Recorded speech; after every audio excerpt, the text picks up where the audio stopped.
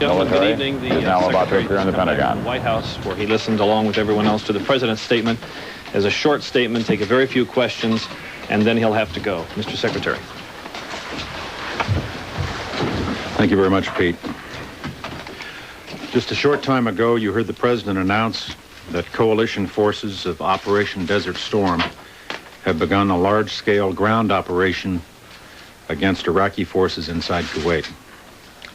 This phase of the combined air, land, and sea campaign has been carefully planned to force Iraq out of Kuwait with a minimum number of casualties to Allied forces.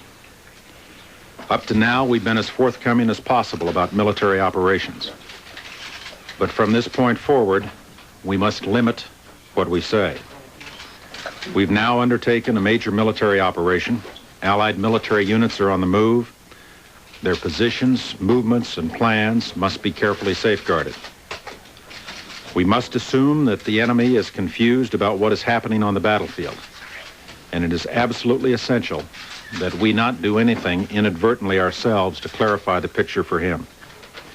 Everything we say about the operation from this point forward, every detail we offer, would increase the likelihood that the military forces of Iraq could learn more about our operations. Such information would put military operations at risk, and even the most innocent-sounding information could be used directly against the men and women whose lives are on the line carrying out these operations.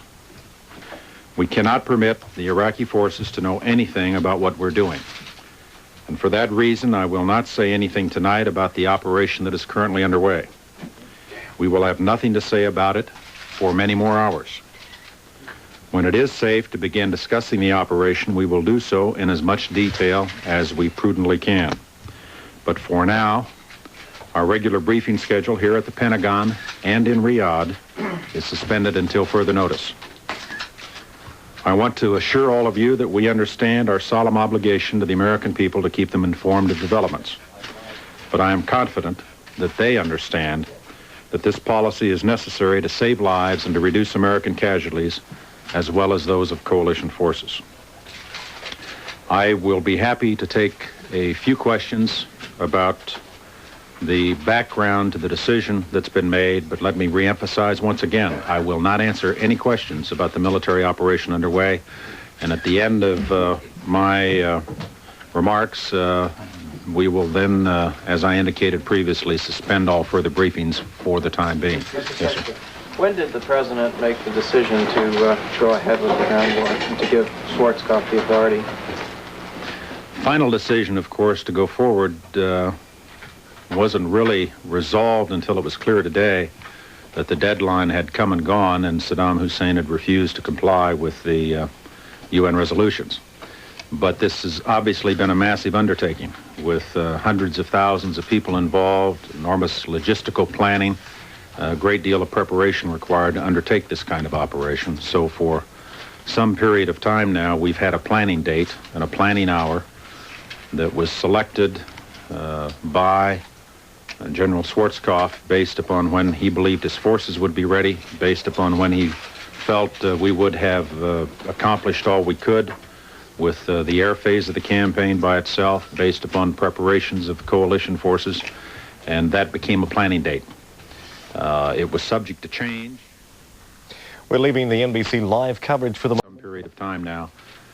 It was this particular day and a particular hour. How long had you been planning? But because there are different units involved going at different times, I don't want to be any more precise than I've already been. David? You mentioned that this was a large-scale ground operation against Iraqi forces inside Kuwait. By that, did you mean to say that the ground operation will take place only inside Kuwait? David, I simply am not going to talk about the operation. I am not in a position to be able to say anything about the operation without compromising the security of the operation, and I simply am going to refuse to accept all such questions. Mr. Secretary, do you know yet to the extent that the Iraqi forces are resisting? I do not have any detailed reporting at this point on the operation. It's still very early, the early stages of the operation, and I would not expect that we will receive any comprehensive reporting here in the Pentagon for some period of time. Mr. Secretary, you had repeatedly said that the ground operation would not begin until you were confident that the air campaign had gotten to a point where much of the risk had been eliminated for the ground troops.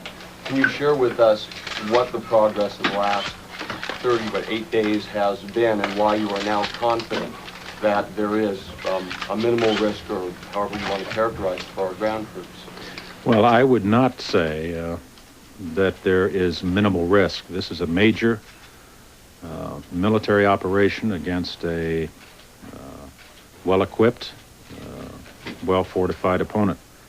I would not want to underestimate the difficulties of the task at all. What we have said repeatedly was that we wanted to conduct an air campaign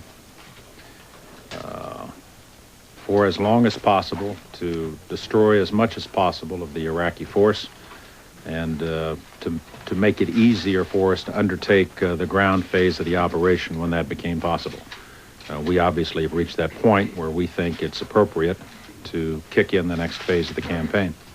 Mr. Secretary, the President said he has consulted with all the Allied coalition members. Can you give us a rough percentage of how many coalition members actually have committed ground forces and have actually are on the move? I don't want to do that tonight. That again gets us into the business of talking about specific forces, specific units, and what they might be doing in connection with the operation. A significant number of our allies are, in fact, participating in this phase of the campaign. Can you tell us about the process of consulting with them, or at least informing them before we went ahead with the ground initiative? Can you give us a little bit of a sense of the reaction as you told them we're going in?